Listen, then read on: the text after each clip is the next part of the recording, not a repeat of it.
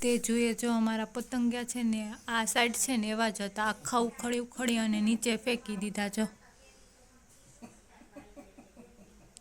આખા ઉખડી નાખ્યા, આખા પતંગિયા ઉખડી નાખ્યા જો. હજી તો ઉખડવાનું ચાલુ જ છે.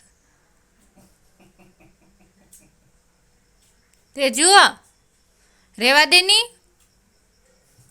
એ તે જુઓ જો બધા ઉખડી લીધા, 4-5 હતા ને આખા ઉખડી લીધા એક બાજુથી.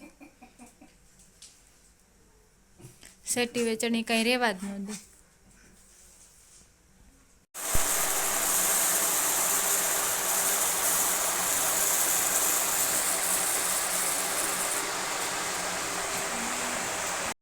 જો આપણે ફાડાનો ઢગલો વીણવા માટે બેસી ગયા છે, નવરા બવરા થઈ અને આમાં ધૂળ ને એવું હોય ને વીણી નાખવાનું, પછી આને ઘાણી કાઢવાની હોય ને ધૂળ ને બધું વીણી લઈએ. આમાંથી પેલા વાવલી નાખ્યા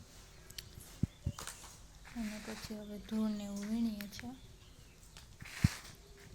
અને તેજુબેન જો અમારા રમે.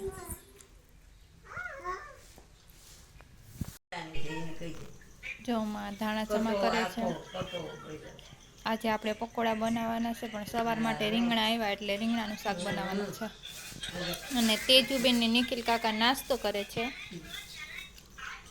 અને જયેશમાં જો મોબાઈલ જોઈશે. અને આપણે બટેકા બાફવા મૂકી દઈએ કુકરમાં પકોડા બનાવવા, એટલે આપણે ઓરો પણ બનાવીશું. જો ગેસે શેકવા માટે રીંગણું મૂકી દીધું છે. 2 રીંગણા શેકાતા એટલે ગેસે શેકી લઈએ, બાકી તો કાં ખેતરમાં શેકીએ ને કાં ચૂલે શેકીએ. 2 શેકવાતા ને એટલે ગેસે શેકી લઈએ. અને અહીંયા બટેટા બફાવા મુકાઈ ગયા. પકોડા ભરાઈ ગયા છે અને હવે તરવા માંડ્યા છે. આ ટાઈમ તો તેજુબેન માટે છે મોરા, બહુ મોરા ન હોય ને આમ તીખા એને અમારા સે તીખા હોય એટલે એના માટે મોરા.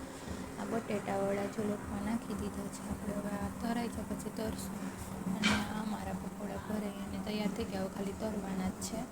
અને ચટણી પણ બની ગઈ છે. અને જો હું થાળીમાં બોરી અને પકોડા મૂકતા જઈએ ને તો મમરી હોય ને ઓછી પડે, એટલે અમે થાળીમાં બોરીને પેલા મૂકી લઈએ, એટલે તેલમાં એટલી મમરી ન પડે. ડાયરેક્ટ નાખીએ ને તો થોડીક વધારે મમરી પડે.